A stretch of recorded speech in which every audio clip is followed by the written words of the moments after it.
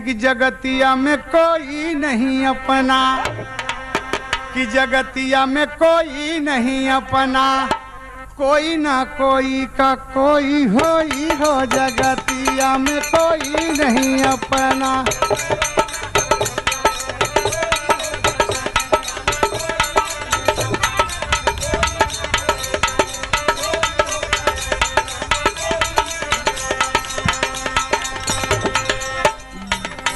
बनले का सारा बहनोई हो, जगतिया में कोई नहीं अपना, कहाँ बनले का सार बहनोई हो, जगतिया में कोई नहीं अपना।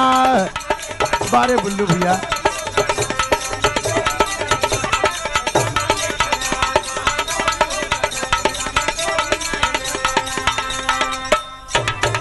बजरंगी से पूछते हैं कि चंद्रमा क्यों दागी है। बजरंगी कहा कि